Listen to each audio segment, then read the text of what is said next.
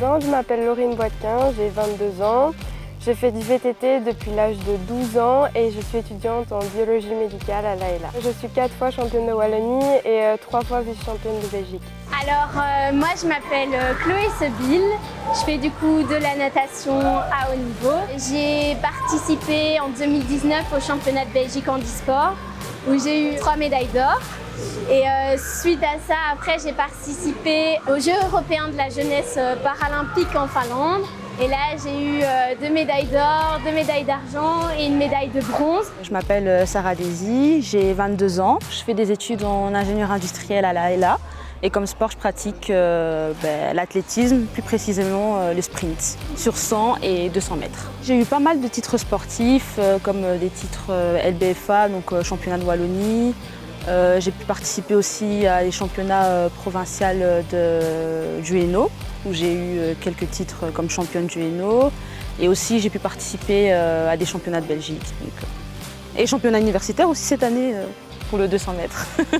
C'est vrai que c'est pas toujours évident d'allier les études, la piscine, tout ce que ça entraîne. Vraiment, j'essaye que dès que j'ai le temps, je travaille pour l'école parce que en tant qu'institutrice maternelle, quand on a des stages, il y a des préparations, il y a beaucoup de travail à faire. Et donc, dès que j'ai le temps à l'école, sur le temps de midi, dans le train, j'essaye de faire un maximum pour après avoir plus de temps pour mes entraînements et pour dire de souffler quand même un peu, quoi.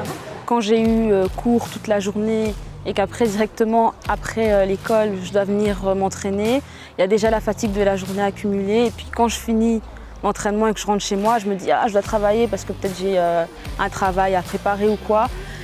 Des fois, c'est compliqué. Je pense que le temps, c'est la difficulté majeure. Il faut vraiment savoir gérer son temps parce que les horaires, ils sont très serrés. Le temps d'aller en cours, rentrer, s'entraîner, étudier, donc ça doit être très précis.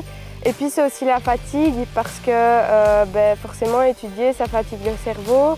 Et puis après, on part s'entraîner, ça fatigue le corps, donc on est vraiment fatigué à 100%. Le contact avec Ella Sport a été bénéfique pour moi, notamment pendant le Covid, parce qu'ils ont fait un Ella Move Challenge, où il fallait faire un nombre maximal d'heures d'entraînement et donc on voulait toujours se surpasser pour avoir plus d'heures et remonter dans le classement et tout ça. Donc c'était vraiment sympa. Ça m'apporte que si je dois m'absenter ou je dois aller à une compétition ou je dois m'entraîner, je peux avoir des aides, mais il faut toujours s'arranger avec les professeurs évidemment. Mais si je ne suis pas là, c'est justifié. Enfin, j'ai une justification et si je dois partir ou être dispensée d'un cours, c'est à voir avec le prof, mais souvent il laisse partir plus tôt ou quoi pour aller s'entraîner. Je dirais que Ella Sport, c'est hyper important quand on fait des études parce que justement, il n'y a pas que les études, il faut aussi savoir décrocher et pouvoir faire du bien à son corps, mais aussi à son esprit, parce que c'est quand on se défoule et qu'on fait abstraction de tout ça, et qu'on arrive après à se replonger justement dans nos études. Donc voilà, c'est hyper important.